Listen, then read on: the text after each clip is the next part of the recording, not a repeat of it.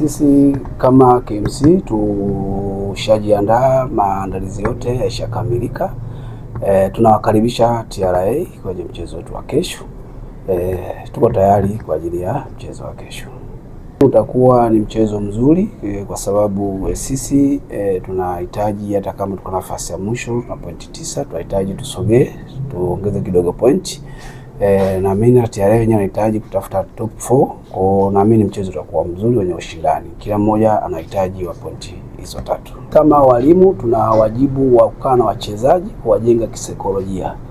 Kwanza kabisa, hata kama tuna nafasi mbaya ya mwisho, lakini pia ndio kazi yao. Kwa lazima wapambane kwa ajili ya kuangalia maisha yao baadaye.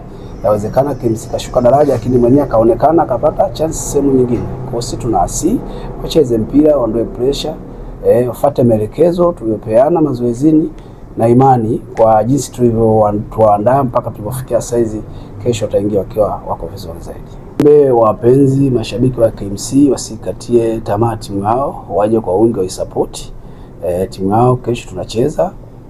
Sisi kama walimu, benchi la ufundi, wachezaji tuko tayari kwa ajili ya mapambano. Bado hatujakata tamaa. Kwa niombe wapenzi wote wa Kinondoni wajitokeze kwa wingi uwanjani, waje washangilie timu yao. Kesho tuna mchezo wetu dhidi ya TRA. Sisi kama wachezaji tumejiandaa vizuri kiakili na kimwili. Mchezo utakuwa ni mgumu kwa sababu sisi tuna malengo ambayo tumejiwekea kama timu, japokuwa kwamba tuko nafasi ya chini, lakini bado tuna malengo yetu ambayo tumejiwekea. Kwa hiyo tutahakikisha katika mchezo wa kesho tutapambana, tutafuata maelekezo ya walimu wetu tuweze kupata pointi 3. Nadhani zaidi ni sisi ambao kidogo tumecheza ligi kwa muda kidogo, alafu kuna vijana wenzetu ambao bado wanakuja. Kubwa ni kwamba kuweka kiakili tu, kuona kwamba hii hali inaweza ikatokea tu sehemu yote na muda wote. Kwa hiyo akili zao tukiziweka vizuri, sisi ambao kidogo tumecheza, kwamba wao watakuwa comfortable kucheza mpira.